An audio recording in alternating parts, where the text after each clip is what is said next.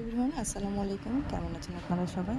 আশা করি আপনারা সবাই ভালো আছেন। আলহামদুলিল্লাহ আমিও ভালো আছি। চলে এলাম আপনাদের মাঝে আরও একটা নতুন রেসিপির ভিডিও নিয়ে। আজকে রান্না করব বিফ ভুনা। তো বিফ দেওয়ার পরে সব মশলাগুলো একে একে দিয়ে নিচ্ছি।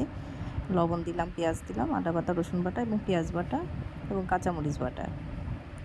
যাই হোক, এরপরে কথা বলতে বলতে কিছু কথা আপনাদের সাথে গল্প করি। আজকে আসলে রেসিপি কীভাবে রান্না করছি, কী উপায়ে রান্না করছি সেটা বলবো না। কম বেশি সবাই বিভিন্ন করতে পারেন জানি। হ্যাঁ, অবশ্যই দেখে বুঝতে পারবেন কীভাবে রান্না করছি। স্টেপ বাই স্টেপ ফলো করলে আপনারা ইনশাল্লাহ যারা পারেন না তারা দেখে এখান থেকে শিখতে পারবেন। তো যাই হোক, যে গল্পটা করতে চাচ্ছিলাম সেটা হচ্ছে যে আমি যেহেতু কন্টেন্ট ক্রিয়েটরের প্রথম ধাপে আছি এখন পর্যন্ত, খুব ছোট্ট একটা পরিবার আমার। তো সবার কাছে আশা রাখবো আমার এই পরিবারটাকে অনেক বড় করতে।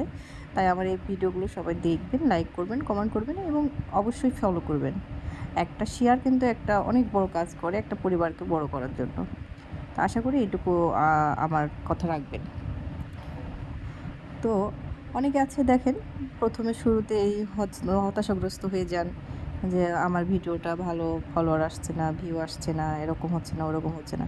আমি তাদের উদ্দেশ্যে একটা কথা বলবো, ধৈর্য ধারণ করতে হবে। এই কন্টেন্ট ক্রিয়েটর এমন একটা জায়গা, এমন একটা ধাপ যেখানে আপনার সর্বপ্রথম ধাপ হচ্ছে ধৈর্য।